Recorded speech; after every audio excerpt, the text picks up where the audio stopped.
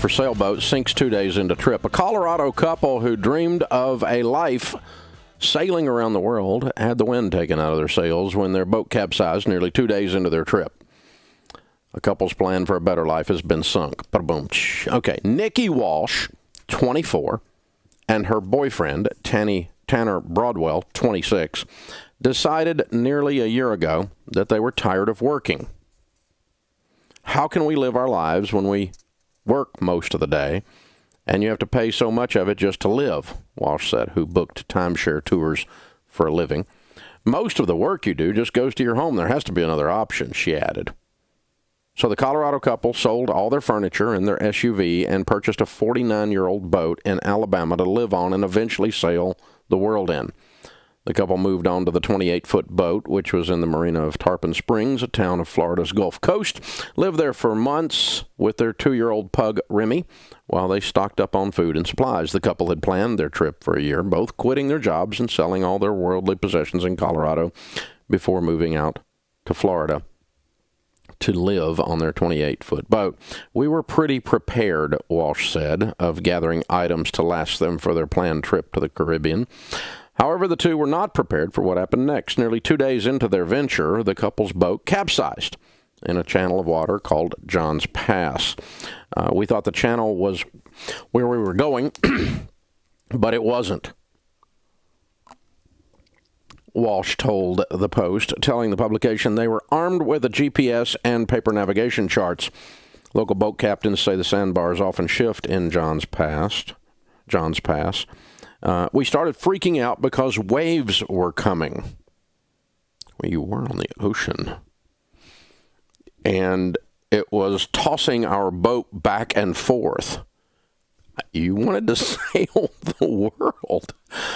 Broadwell was near the rear of the boat, holding on to Remy when the trouble hit. My hands were shaking. We were terrified. Before abandoning ship, Walsh said they grabbed some clothes and important documents as well as things for their dog. I also grabbed Remy's food, just about everything he needed, said Walsh. He doesn't deserve to go without his favorite toys. Walsh admitted she and her boyfriend, who used to drive for Uber, were new to sailing. Yeah, think. Once the boat flipped, the couple lost all their material possessions. I shouldn't be laughing. This is a sad story. The pair said they have $90 and no jobs and no boat insurance. What? I thought you were prepared. However, the couple, who has been left with just $90 in cash, no jobs, no boat insurance, say they're still hopeful for their world sailing plans because they've started a GoFundMe, begging people to help them not give up on their dreams, in quotes. The pair is seeking $10,000 to rescue the ship. This is not a ship, boys and girls. It's a boat. It's 28 feet long. It's in 4 foot of water. Sunk off the coast of Madeira Beach, Florida. Said raising the boat alone will cost $6,700. We've got a lot of family helping us, but it's hard when you've lost everything.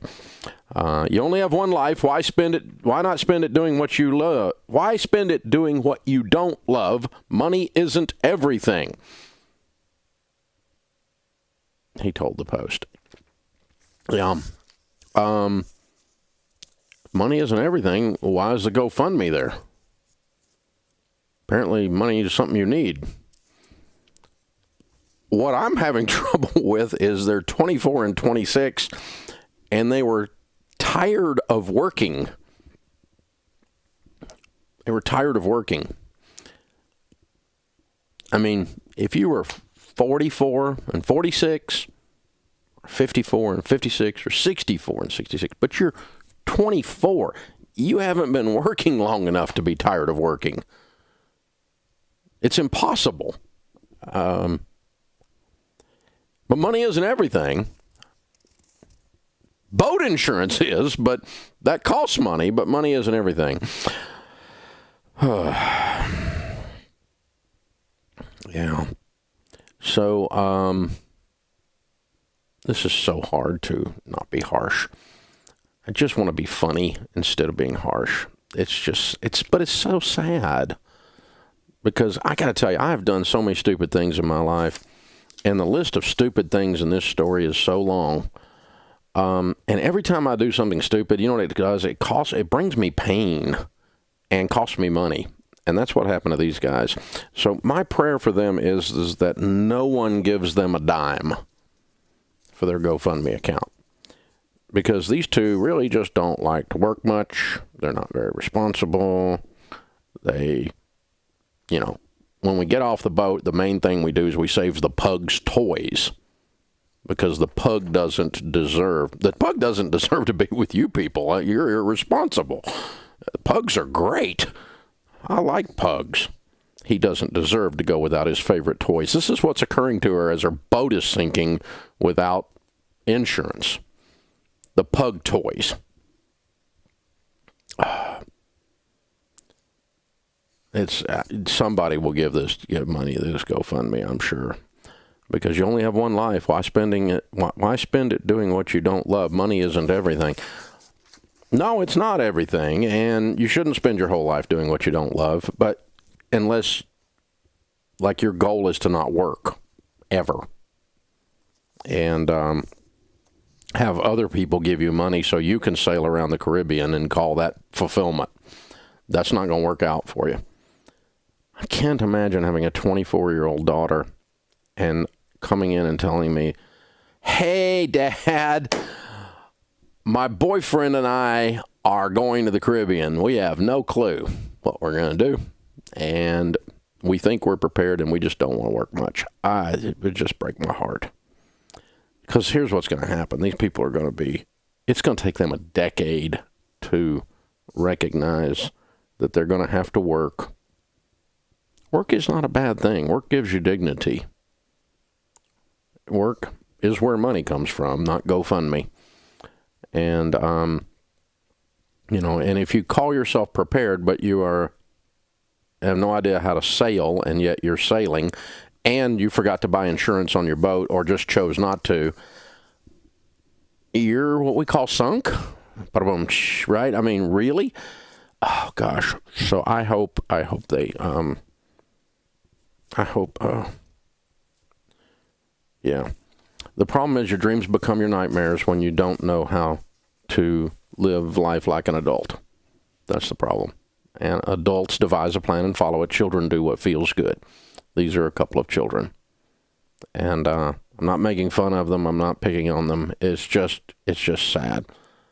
And what's sad is it's actually a news story, and I'm so stupid I actually read it. So, and then took a whole segment of the show on it. But, the point is that sometimes I'm poor.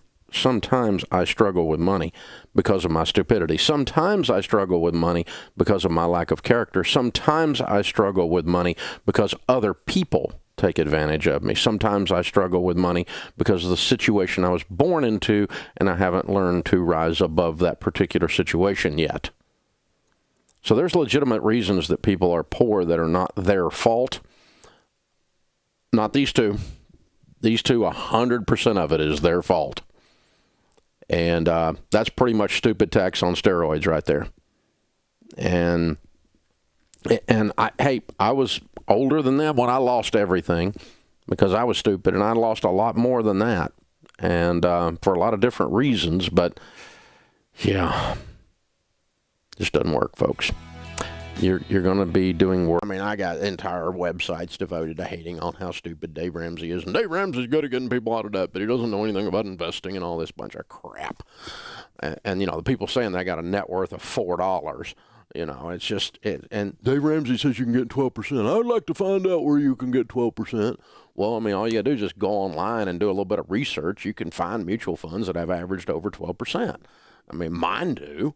And this year, I don't know, but I'm talking about over a long period of time, long track records, which is how I teach you to analyze investing. And yes, I do know something about it. I've got, millions and millions of dollars, people. I didn't accidentally get that money, and I didn't inherit any of it. So, Dave Ramsey says you can get 12%. See, now you're arguing over the difference in 12 and 11, or the difference in 12 and 10. Where do you think you can get 10? Listen, if you can't find 10%, average on a 10 or 20-year track record on a mutual fund, you need to get out of the investment business. I mean, if you're that stupid, you should get away from the business. And so, but again, the point is not 10. The point is not 12. The point is, put money in the freaking investment. That's the big deal. It's all about savings rate, meaning you actually put money in there. Did you put in 10% of your income, 20% of your income, 15% of your income steadily from age 30 to age 60? If you did, you probably got well in excess of $1 million if you invested in good equities, as he said, good growth stock mutual funds like we teach. That's really what you do. That's all there is to this. And you don't have to have a master's degree in finance to be able to retire with dignity. You don't have to, have, some kind of pocket protector for your pins because you're such a nerd, and a fanny pack and a calculator on your belt clip in order to retire with dignity. You just have to put money in the investment. 74% of the relative importance of the driver of retirement success by this piece of research shows rate of savings rate. It's more important than the rate of return. It's more important than the expenses associated with the investment. It's more important than anything having to do with investing. 3/4 of the reason you succeed is that you actually put money in the investment. See, that is a behavior. And you can, the good news is that's really not rocket science. You can do this. And so you can win that way. Now, obviously, if you put it in something that gives you a good rate of return, you're going to have a better rate of success. Lower expenses, you're going to have a better rate of success.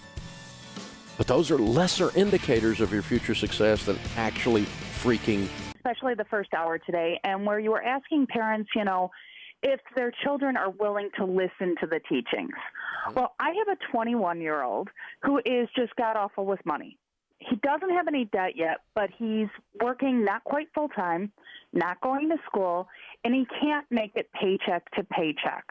By the end of the first week, his paycheck's gone, and he doesn't get paid for another week. And then he's trying to mooch money off of me or his father or whatever. And I'm wondering what kind of advice you have other than taking him out back and beating him over the head with a stick. For parents like me that are struggling, I myself. Where does he live? He lives in my house. Oh, okay. See, that changes the equation. If he's 21, he lives on his own, and he can't make his bills, then you would come alongside him as you would a friend. Let's say one of your friends had a kid that was 21 and wasn't making his bills. What would you do with them? You'd sit down with them, have a cup of coffee with them, and say, hey, I noticed you're struggling with this, and I'd like to help show you how to do this and coach you a little as an older friend. And that's what you would do if he wasn't living at home. And that's what you'll do since he is living at home as your first step. And we have gone through that. And, and so, well, then I would revisit it one more time, and I would revisit it with a little more firmness this time and just say, okay, here's the situation. We did not do a good job of teaching you this stuff because you didn't learn it up until now. That's on us. But here's the thing. You're 21 now, which the law says you're an adult. It's questionable, but the law says you're an adult. And so the situation is this. We're going to show you how to budget, and you're going to learn how to budget. And you need to do that because that's what's good for you, because you can't win living like you're living. Now, you're either going to do that voluntarily, or we're going to make it a condition of you continuing to live here. You're going to have to move out if you don't do this. Okay. Because I'm going to make you learn how to do this. And by the way, that's not us punishing you or controlling you. This is what's known as an act of love, because you don't have the life skills to make it in the big boy world. And so we're going to walk with you and give you those life skills because we care about you, son. And we're going to put our arm around you, and we're going to walk with you. And you're going to accept our assistance and coaching, and you're going to go along with that because that's how you're going to pay rent. And if you don't do that, then your rent is behind and you'll be evicted. And so you have two choices. Move out so that you have the freedom to continue your stupidity, or accept our coaching, and we'll consider that as your rent paid in full. Very calmly and just kindly. And I don't know how rebellious or strong-willed he is. With my kids, I wouldn't have had trouble with that. if my parents had done that as wild as I was, I would have moved out because I was stupid. Yeah, and he's stupid, so he probably will end up moving out, and he won't have a car because we provide him one. Yeah, see, and all he's required to do is pay his insurance every month. Yeah, and so you don't get that because it's in my name. And so you're going to find out how life really works. You're going to be like a homeless guy. That's what's coming up, Bubba.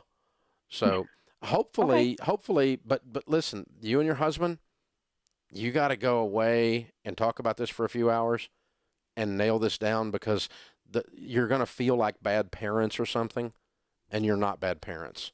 Well, the biggest problem with that is my husband is not his father. Okay. We're a blended family. Yeah. Well, then you've really got to be on the same page. And how long has your husband? How long have you been married to your current husband? 12 years. Okay, so he's been very involved in the raising of this young man.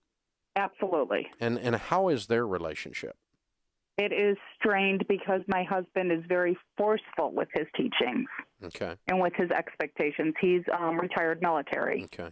Well, I would suggest he crank down the military a few notches and put a little softness around the edges. And so let's be an iron fist and a velvet glove instead of just an iron fist. Mm-hmm. Because we're not trying to push the kid out into the cold. That's not the goal here. The goal here is to modify his behavior and get him to make better choices as a young adult for his own good. We're not trying to harm him. Absolutely. We're not trying to harm him. And so your husband, but you can't call that out in front of this kid ever again. You and your husband have to present a united front on this subject.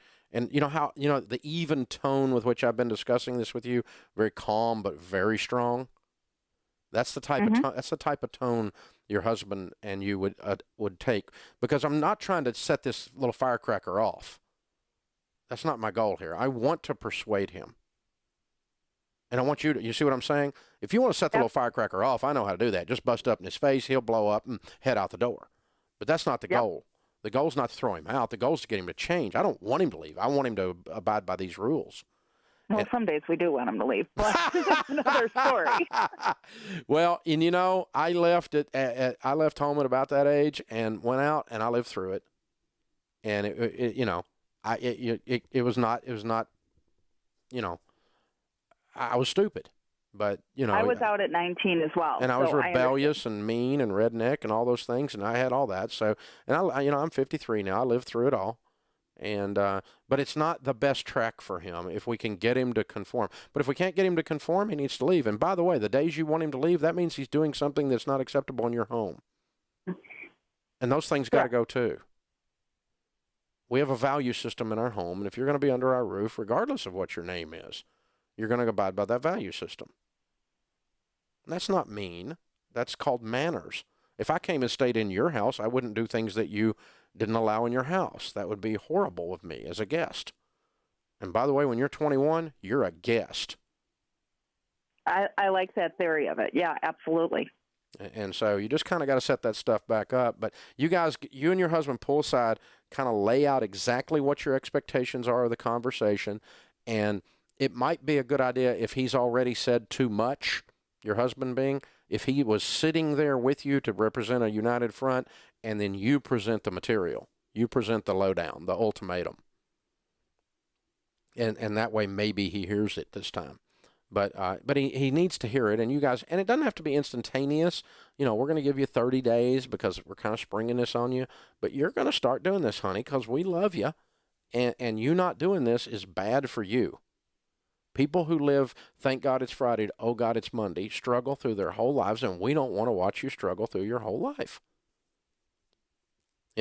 That's the kind of message. In other words, this is about helping him, and he needs to hear that instead of you throwing him out.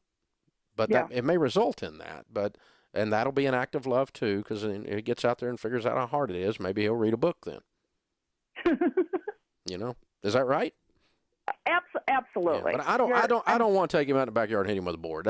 He's too old for that. It doesn't work. I just may take him out in the backyard and take his keys away, and he can't get back in. That's an option as well. Well, y'all have fun with this, but iron fist and a velvet glove. That's what you're looking for here. And so, because you are kind of coming on the scene late with this and trying to insert something into somebody late in the game. It's and that it's harder to teach an older dog new tricks. But it's also okay if you lovingly, maybe you help him move. I don't mind him moving, and you help him move. You don't have to, tear the relationship apart for him to move out. That's not the end of the world. And even with all of that, I'm still going to set the expectation that in about 6 months he's gone. He needs to plan to get his act together and move on in 6 months, because he's been home long enough, and it's good for him. I got to tell you, folks, I'm so convinced that eagles don't fly if they don't leave the nest. They don't fly. Sitting in the nest, an eagle becomes a turkey. They need to leave the nest. They fly. Spread your little wings. Flap them, baby. Flap them.